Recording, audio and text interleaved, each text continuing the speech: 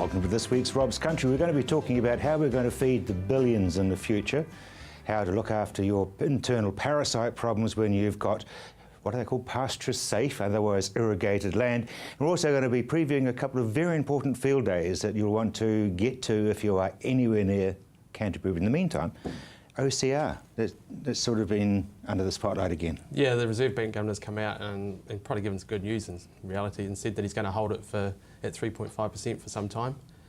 He doesn't expect it to be going up in the future, which is positive. So that will hold interest rates? Interest rates will be staying where they are. He's actually even come out and said if inflation drops below their band of 1 to 3%, he'll actually start dropping rates. So potentially we could see some movement down in those interest rates. The mortgage interest rate war that's happening, is that going to affect him, do you think? Is he watching it? He's watching what's happening because the housing market is one of the big drivers of the economy at the moment, along with construction. So there's plenty of loan borrowings into that area of the economy. So if it gets too hot and inflation sort of starts taking off as well, I think we'll see some rate movements. But it's pretty clear from him that 3.5 is going to be there probably for most of this year and even into next year, I'd say. So interest rates should be pretty stable. Do we lock in? Depends. If there's a war on, do you lock in? It depends on how the economy's tracking. If the inflation rate starts going backwards and gets low, then he'll start cutting the rates, and so you want to grab the lower rates if you can.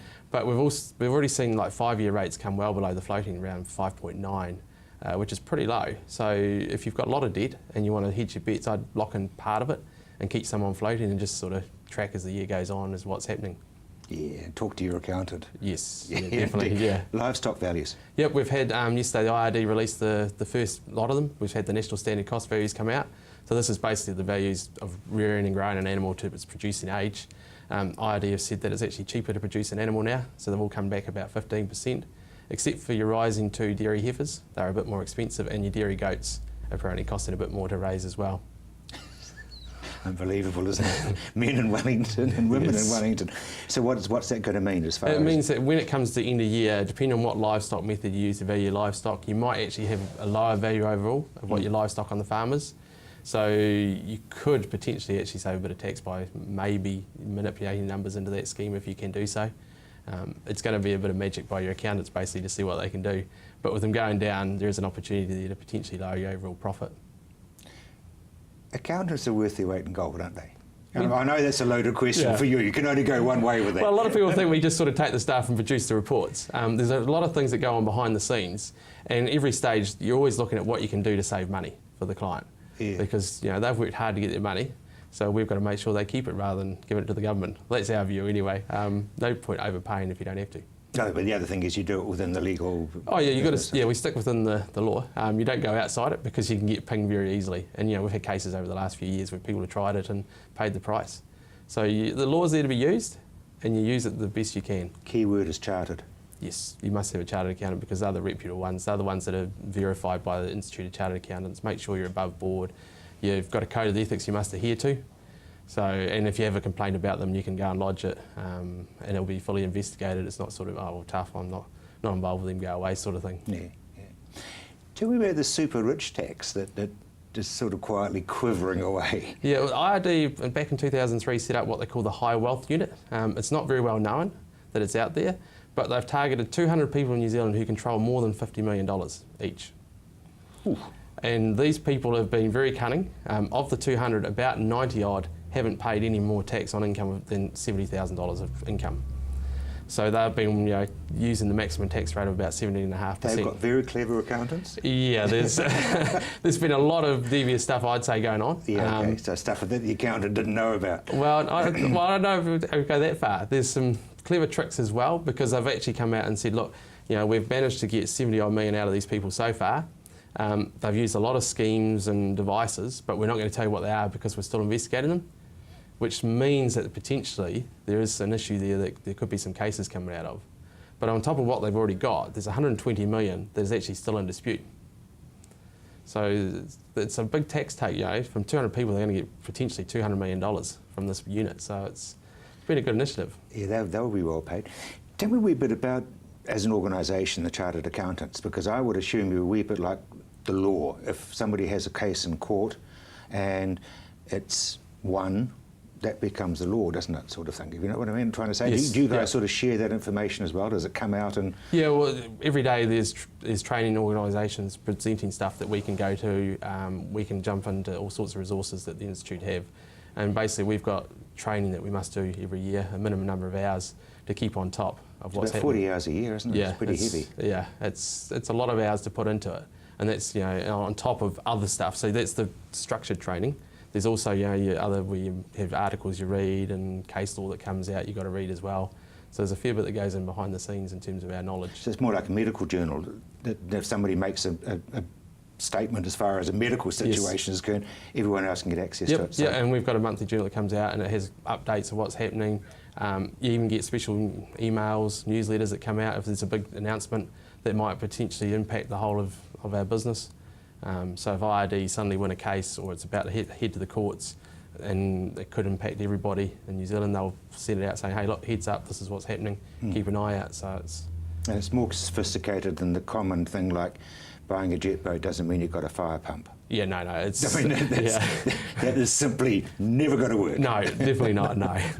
No. So, chartered accountants, very, very well informed, and it's yeah, you can have faith that because they're chartered, they've got an organisation behind them that makes sure they're doing everything correct, that they're very well knowledgeable, because if you don't, then your membership's revoked. So it's pretty tough. I think it's sort of like the Law Society. I think it's very, very kind. Yeah, very good. Yeah. Kerry, thank you very much indeed. After the break, we're going to give you a preview about a field day, which is very different because it's for the Farm Forestry Association.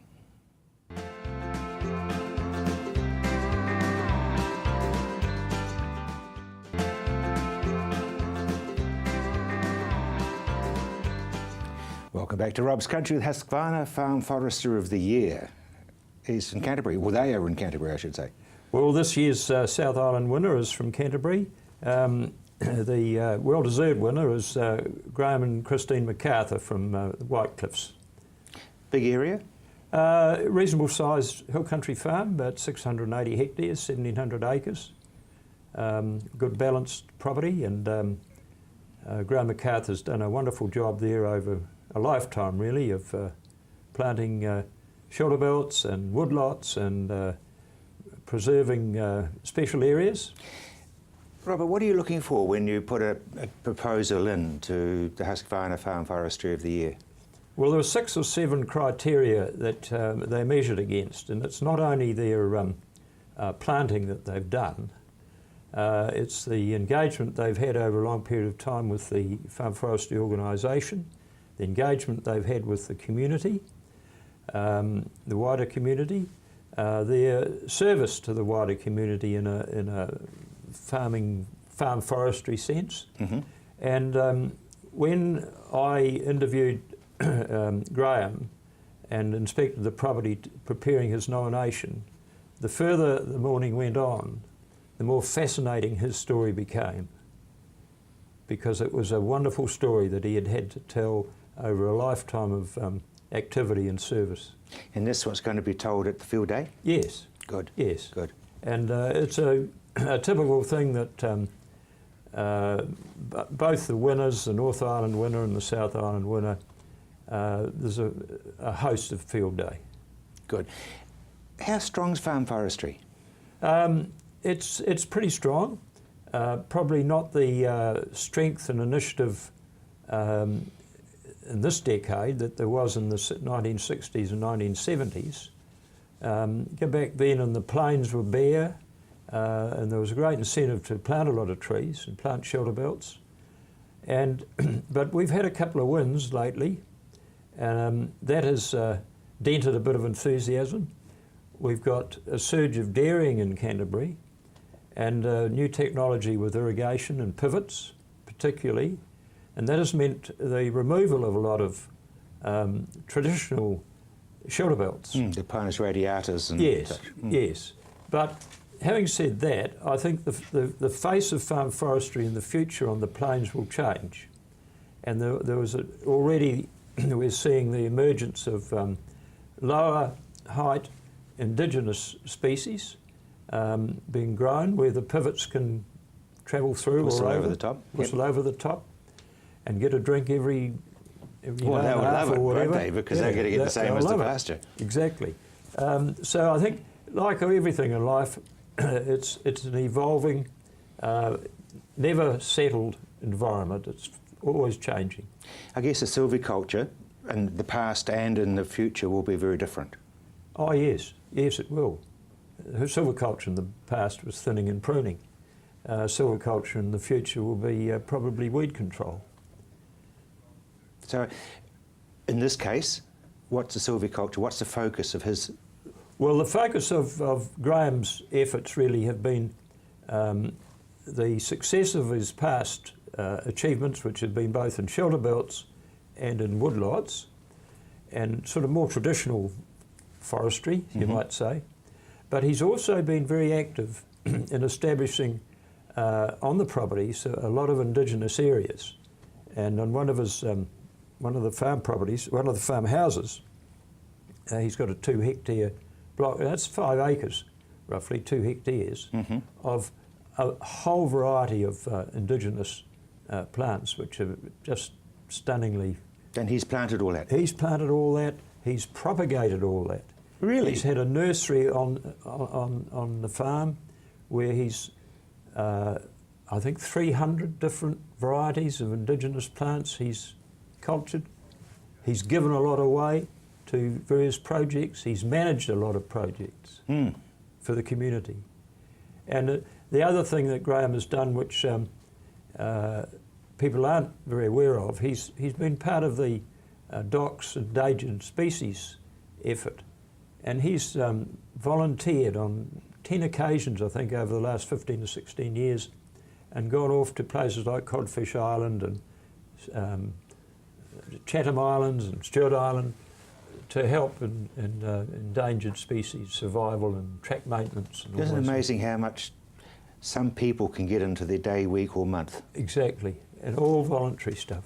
He's given all that time and effort. Very briefly, when and where is the field day? The field day is on Saturday the 21st of February at 10 o'clock in the back of Whitecliffs. And so if somebody Googles farm forestry, They should find it. they should find it. Robert, thank you very much indeed. Thank you. Staying with that same sort of theme as far as trees and such is concerned, Lincoln University is doing a whole lot of very interesting work on trying to preserve it and keep possums at bay.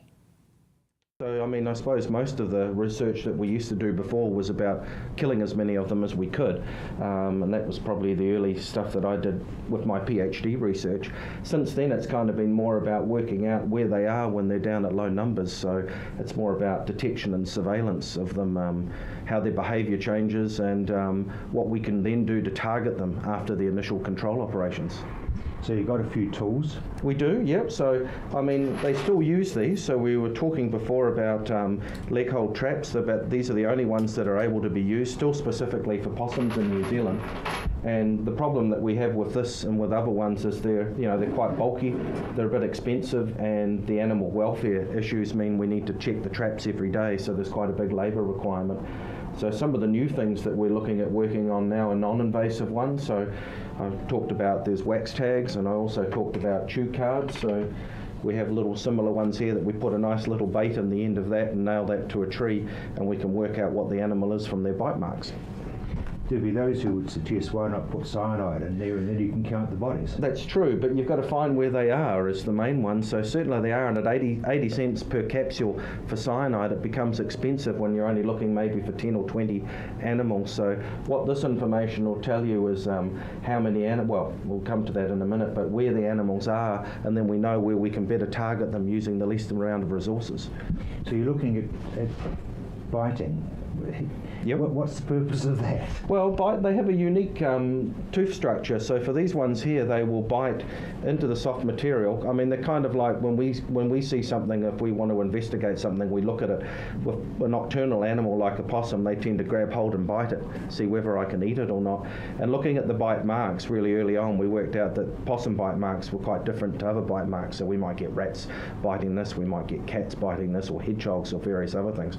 So as a tool, we could come along immediately afterwards and work out what percentage of these had been bitten by possums, and that would give us an idea of how many possums were still in the area. Obviously, you're wanting to target rats and feral cats and things as well, though. Yep, so they use them as well. You can actually get a peanut butter flavoured one of these for rats as well. So it's a way that we can also use to look at changes in rat numbers over time. They'll leave their little bite marks. They use their little incisors, so they're quite easy again to work out what species has come along and nibbled on these. So we can put these out before and after we do some control work, and we can work out how effective our control has been. You don't know whether one's been biting several lures or whether it's several... No, and that's the problem with them is, early on in terms of paying out for contractors going out and doing control, it might be, well, if there's 10 of these bitten, is it 1 possum or is it 10 possums? And you don't tend to have that problem basically with the traps. So, once an animal's caught in one of these, it's not going to go anywhere else. And then you could kill the animal or dispose of it as well, which was one of the other advantages. So what we've been working on is looking at DNA in the saliva that collects in the little grooves that are left behind. So we can take that saliva and send it off to a lab and actually work out how many animals have interfered with them. So how many animals are there and where they are. So that's your DNA collection kit. It is. So you can actually get these now. So this is Ecogene. They're an outfit that we work with in Auckland, and you can get your little forensic DNA collection kit, and you can go and you can take a swab on the end of that, so just like what you do for a human, so it is just like CSI, I suppose, and you can seal that up there, send it off to the lab, and they can basically use that to tell you what animal it is first of all, and then identify different animals from the different swabs. So it's amazing actually what you can do, and the technology is becoming affordable and a lot cheaper to use now. So what's the black device? The black device is another one that we're looking at for monitoring. So this is a trail camera. So essentially it's just like a little portable digital camera with a little battery in it, and we can put a little SD card in the bottom, got batteries in the bottom as well, and in the front we have little sensors, so just like your lights when you come home at night, so when you're going to jump up and down in front of the garage, these will detect the presence or movement and they will take a photo. So we can use these as well basically to collect photos and work out changes in numbers through time of pest species, where they are they interacting with other animals, and these will also take short videos so you can work out are they actually turning up with other animals and what their behaviour is around control devices like cyanide tablets or maybe other toxic baits. Yep. Obviously wind and trees would be a major problem with those. Yeah, you get really good at setting them, so there's about 3 different sensitivity levels with those, so when you get a nor'west blowing, your lights going off and on all night. So with these you've got to make sure you remove as much of the vegetation around them as possible. They do have a walk-by test mode, so you can make sure that it's actually activating where you want it to activate, and we do have other ones with these that actually have like a beam, so a red beam, laser beam, and when the beam's broken by an animal moving through it, it will take a photo as well. So they are getting better and better all the time. The other thing though with these is the same issue we have with the other one, is identifying individuals. So if we want to work out how many animals are still there, so like how many possums are still living in an area, or if we're monitoring, these were actually originally designed for deer, how many deer in the area, what trails they're using. They give us a lot more information than what you used to get with a student sitting out there at night with a night vision scope looking at one trail all night. So you can trying to stay awake. So you can put about 20 or 30 of those out and do someone's thesis basically in a week instead of them sitting out there for a year. So yeah, the technology is the big thing really that's made a big difference in what we do. James, what happens with all this information of how many and where they are? So the big thing is that after you do your initial control and you've got the numbers right down low, organisations like TB Free, which was formerly the Animal Health Board, they want to know basically, when do I need to go back and do control again? So we've got fairly good science that says if you keep them below a certain trap catch level and you maintain them below that level, disease will be eliminated. So I mean, possums are the major vector of bovine TB, and if we hold them down to less than say 5 traps out of 100 catching possums for a period of time, TB disappears within the cattle population. What we want to know with this is, in some areas we're not getting rid of TB. So where are the animals going? Are they clustering together? Are they spreading TB amongst themselves? Are they changing their home range behaviour, which means they're more likely to interact with cattle and transmit the disease? So this is giving us more information than we would have got with the leg hold trap, which just really gives us an indication of how many animals are still in an area. Are they coming out of the bush and eating pasture? Yep, no, they love to come out and eat it. So I had a PhD student, which she was working in South Canterbury. We reduced the possum population by 50% and the animals in that population doubled their home range. So animals that weren't going out into pasture started to go out into pasture. So what it appears like is that the size of their home range, which is the area the animal moves around in, is limited by the other animals around it. You remove those animals, they'll go and explore new areas. And that is a concern for TB transmission. It is indeed, and the sad thing is you are never going to get that last pair. After the break, we're going to be talking about pig farming and a field day that you won't want to miss.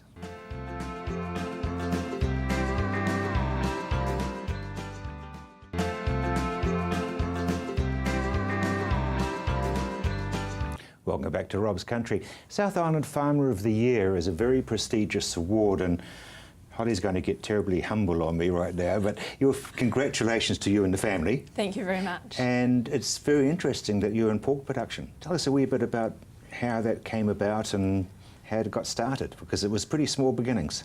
It was small beginnings. My father was working for BHP New Zealand Steel.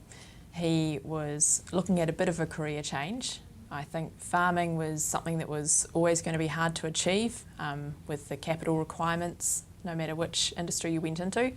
But pigs were the one industry where you could start small. And so it started when Dad was, I think, about 39. And as he said before, with 3 pigs in a woodshed. 3 pigs in a woodshed. That's the one, yeah. And now, how many pigs in an amazing complex? So outdoors in our breeding unit, we have 5,000 breeding sows. So that totals about 40,000 pigs over Pātoa farms. You are producing for New Zealand. You're the biggest pork producer? That's correct. We range between about 15 and 18% of the domestic pork production. All of our pork remains in New Zealand. We don't have any exports, so... Well, you're having enough trouble filling the local market, Holly. Yeah, well, maybe, although there's always room to grow, so don't tell Dad I said that, though. No, yeah. No, he won't see this program, I'm sure, much. Yeah. The interesting thing, you've got a field day coming up, and people Yes. are going to be in buses because hygiene is so incredibly important when you're talking your numbers. There are some major risks to the pork industry. Like everyone's aware of foot and mouth and the issues that present. Likewise, for a high health herd, we can't run the risk of having diseases brought onto the farm. So the way the field day will be run is by having talks or seminars, explanations of how we started at the local memorial hall, and then people will be able to get onto a bus and take a tour through the farm. They'll be able to see everything that they would want to see, and they will then come back to the hall. So yes, no one will be getting off during that time. It's amazing how many people have whispered in very low tones to me about the fact that, wow, am I going to be able to get in there? Because you just don't open to the public for all those sorts of reasons you've just been saying. That's correct, yes. So we don't normally open to the public, and we are set quite a way back off the road, 2 kilometres. People they didn't used to get very impressed by me saying I could run to the end of the driveway. What I would always forget to tell them was the driveway was 4 k's long. Exactly. So it was really Murray Helbu to go and get the mail, wasn't it? It was, yeah. How strong is the pork industry in New Zealand? Because it's taken a fair few hidings. It has. I think that this is a really positive story for the pork industry. I think we need more and more of those as we go forward. It's incredibly dynamic, the industry, and there's a huge amount of opportunity. The producers are incredibly passionate about what they do. You can tell that when you get together at an AGM, once a year, and we don't get to see each other often because of biosecurity. So yeah, the industry has struggled, but at the moment we've enjoyed the last couple of years on a relatively high schedule, and we'd like to see consumers enjoying more and more pork as they begin to understand how it's produced and the good stories that are out there. And please don't overcook it. Exactly. That had to be a thing put out by the red meat people, didn't it? Yeah. You cook it until it's tough and then you never go back. I think it's that traditional Sunday roast, cooked until it was stringy and dry. But no, you're allowed a little bit of pink. Absolutely. I demand a little bit of pink, Yes. I really do. Feeding, how the hell do you feed that many pigs? A few different ways. All of our growers, which are in big eco barns on deep litter straw, they enjoy ad lib feeding, so they have food that's continuously sent through to them from silos and electronic systems. For the sows, we have ordered some electronic feeders, but at the moment we use a system where there's a hopper or a silo on the back of a tractor, and somebody will drive that tractor around. Inside the tractor is a small computer system. They dial up the number of pigs that's in that paddock, and from there it dishes out however many servings that you need. The reason we do that is we want people to be seeing the pigs every day. We want them to be checking their health, making sure that there's nothing else they need to attend to. And so we really like the hands-on approach that daily feeding provides. So as far as the killing fields, for the want of a better term, if you know what I mean, what I say. I mean, how do you can't put them all over a set of scales, so... Well, actually, you can. You can? That's the technology that we've enjoyed for the last 5 or 6 years. So what we have within our auto sort or our eco barn system is scales in every shed, and as the pigs come up to bacon weight, they are pushed through that set of scales and they are sorted for the weight range for the market that we want. So we've enjoyed that technology. It's, I think, unique to Pātoa in New Zealand, commonly used overseas, but something that allows us to service a wide range of markets and is incredibly helpful when you're selling around 2,000 pigs a week, as we are. I'm going to get shot at if I don't give you an opportunity to say, how do people register to come and see you? Definitely. On the Pātoa Farms website is all the information for the field days. How do you spell? Pātoa? Yep. P-A-T-O-A. Thank you, because there'll be people wanting to Google that. Exactly. You can also go onto Lincoln University website and they will have information for you as well. When is it? It's Friday, the 13th of February. Yes, I did pick the date. Holly, thank you very much indeed. Now, speaking of diseases and such, Tony Bywater from Lincoln University has been doing some work on irrigated land and internal parasites.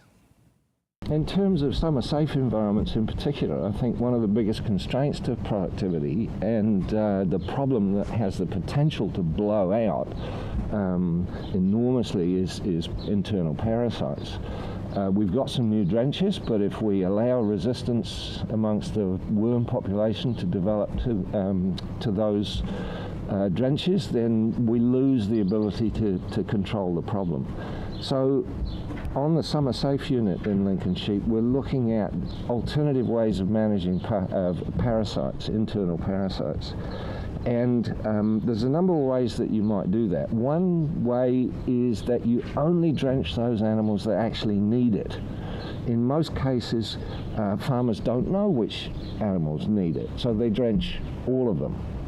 That means that every animal's getting drenched, all of the worms are being hit.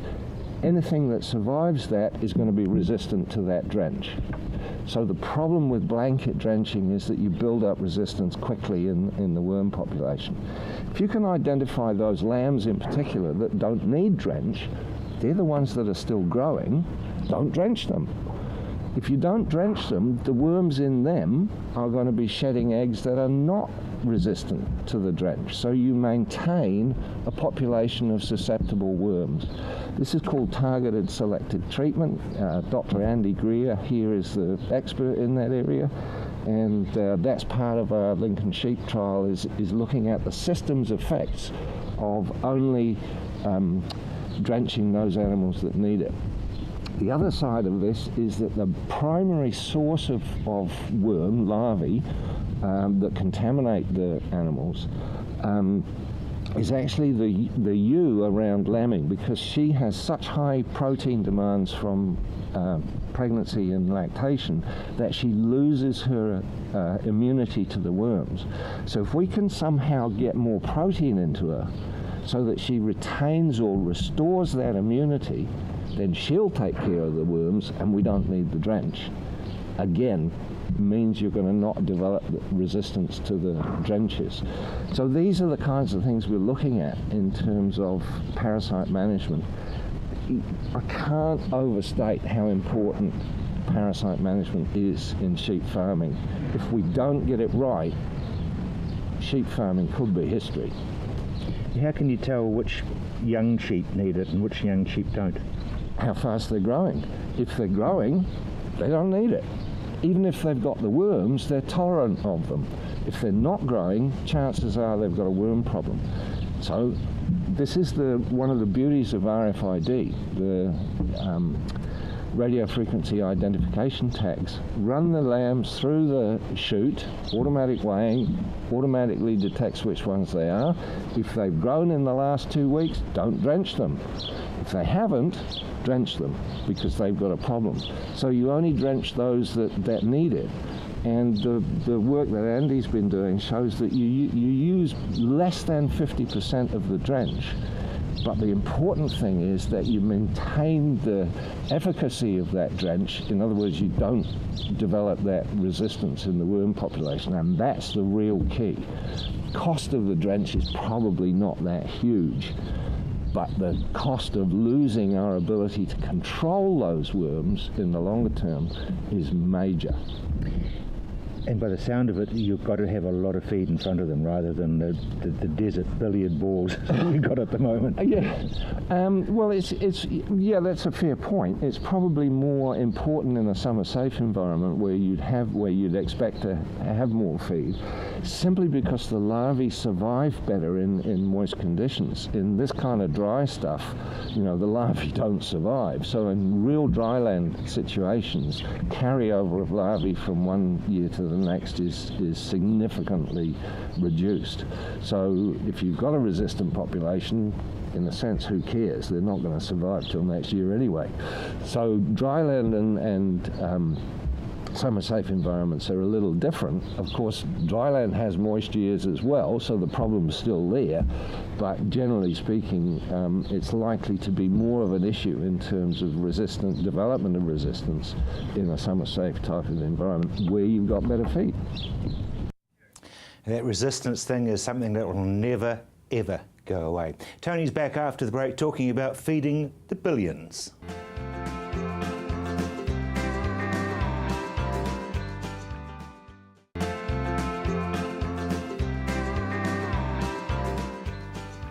Welcome back to Rob's Country, where they're suggesting that by 2050 we'll be having to feed twice the number of people off half the amount of land we have now. So really it's a case of how are we going to do it? Most people will probably have forgotten this, but if you remember back in 2007, a block of cheese suddenly went from about $7 a kg to about $15 a kg. Dairy prices internationally doubled in 10 months. And that's all about food resources and population.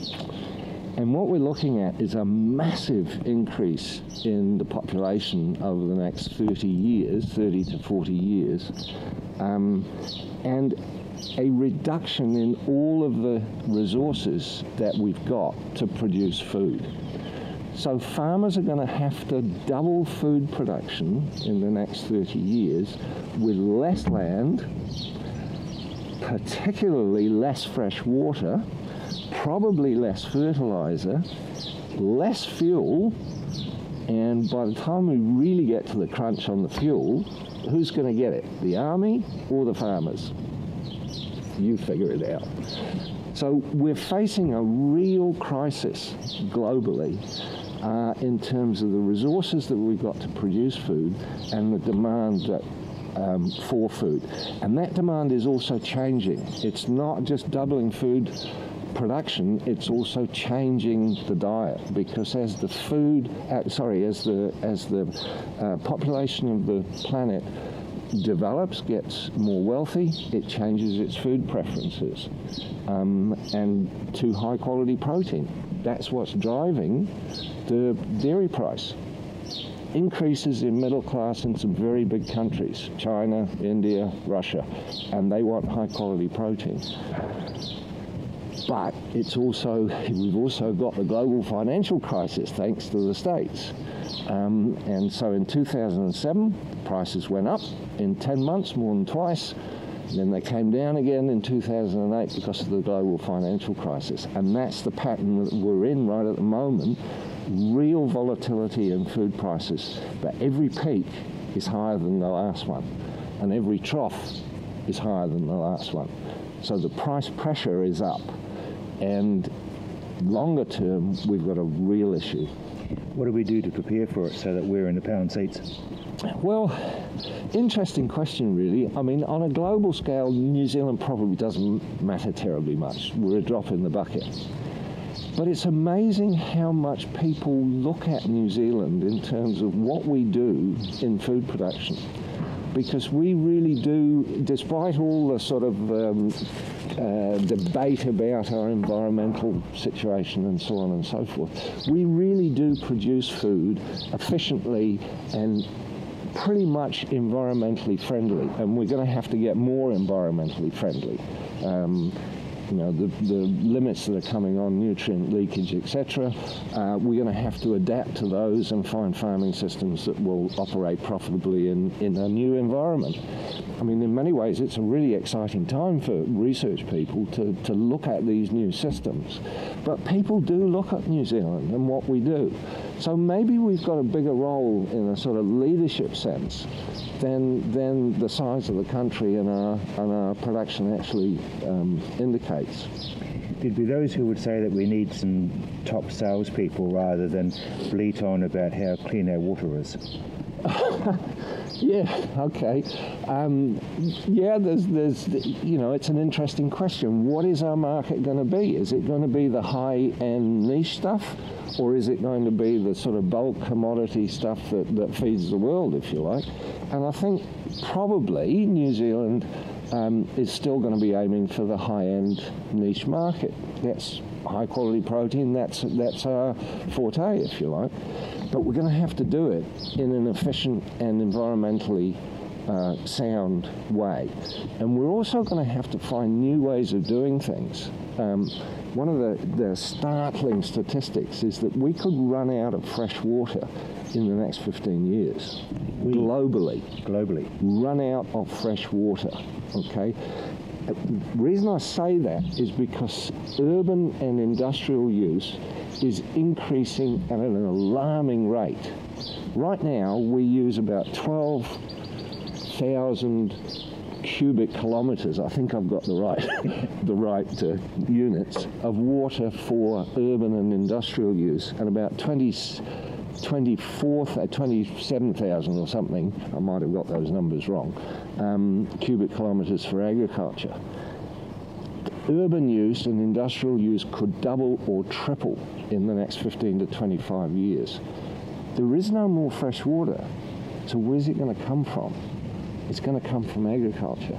So we're going to have to produce more food with decreasing quantities of fresh water. The other startling statistic is that urban growth is going to be in cities.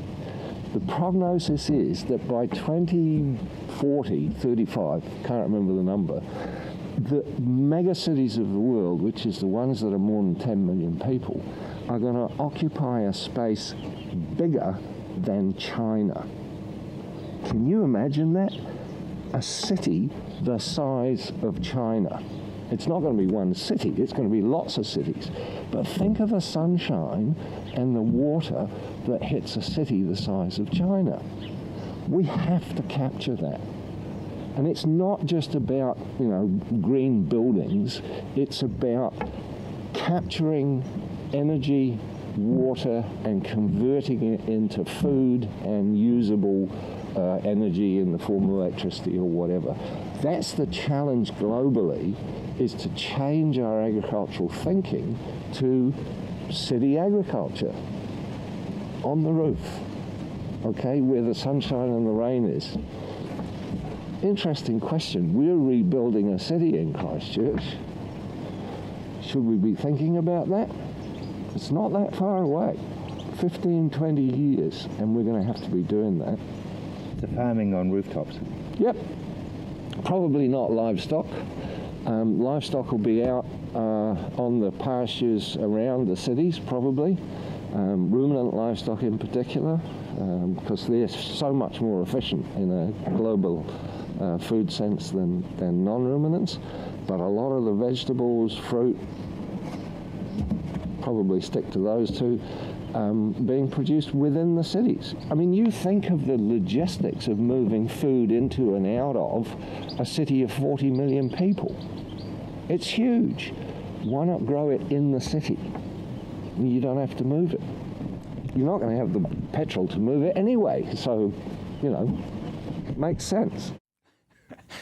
Yes, it makes sense, and it's exceedingly sobering. After the break, we're going to be talking about the Rural Trust.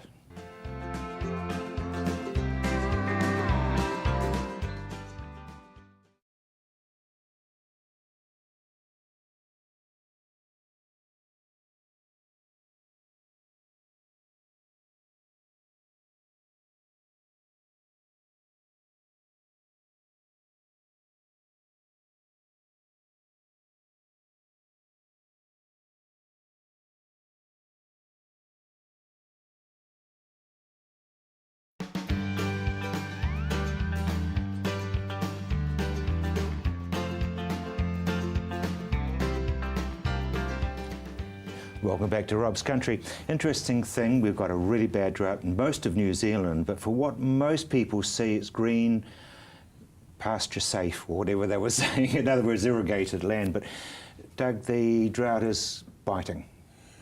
Well, Rob, it is. Obviously, on the non-irrigated land, we went for a bit of a tour on Monday up to North Canterbury. We went past my old farm in Cheviot, and in the last 6 weeks I've had 6 mils of rain. The creek, which dries up every 10 or 15 years, is nearly dry. So yes, it is getting dry. And the other issues around the dry, obviously, are there's a huge fire risk, and there was quite a major fire in Rotherham last week, which burnt a woolshed down and burnt quite a lot of pasture. And irrigation restrictions, I understand partial restrictions have come in yesterday on the Huranui, out of the Huranui River. The other thing that people notice all over Canterbury is that the rural stockwater schemes are struggling to keep up, and that is quite an issue when you get a long succession of really hot days, because there's no build-up, and you know, gradually the tanks tend to drop a little bit each day. So. And, I mean, we know how much we drink on a hot day. We do, and obviously the stock, especially stock who are on, shall we say, dry rations, there's a bigger usage of water, obviously. So, yes, it is biting. How are people handling it? Because there's been one huge amount of stress out there. Well, it's a bit like town people probably are going through the earthquake. It's something that's always there, and it is a stressful thing for farmers, but especially for younger farmers who may not have had experience of a major drought. And certainly our trust, we are getting out and keeping a really close eye. We've strengthened our trust. We've got some people involved with the dairy industry. We've got women in our trust who are dairy farmers' wives, and they are movers and shakers in their community. So we are ready to go if we're needed. The other thing that we're doing is we've sent an email to all rural service providers like banks, vets, accountants, to tell them to keep an eye on their clients, and if they see signs of stress or depression, to point those people maybe at us or their GP. But you know, to do nothing is not a good idea. one of the biggest problems, I guess, is that people from Taranaki, Hawke's Bay or wherever, or the Waikato, shifted down here because of irrigation, and they had safe pasture every summer. But this year they're not.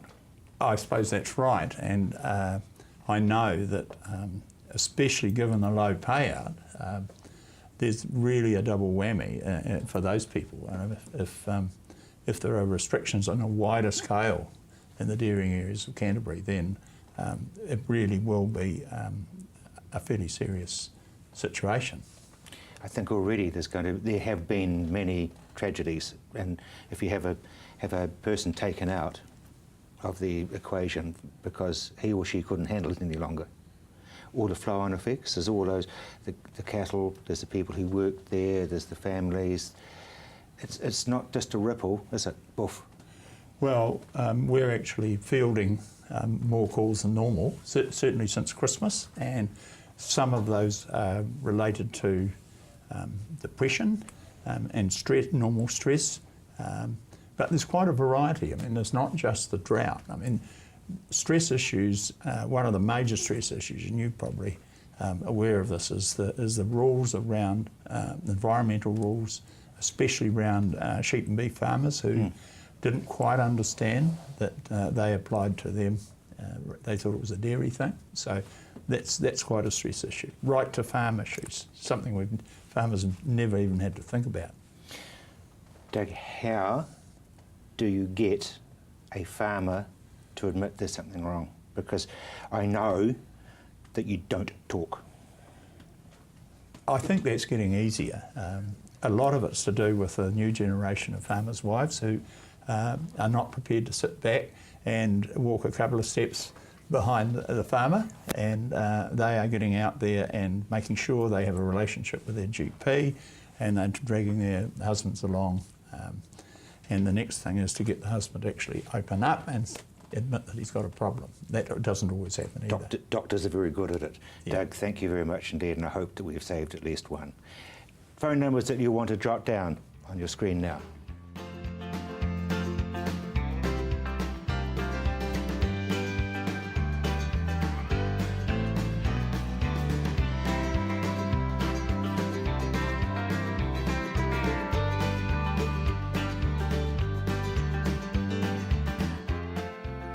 And you can get the rural support number if you do ring Federated Farmers. I'm Rob Cope-Williams. You've either been watching or you've just missed Rob's Country, and I do hope you got it by now.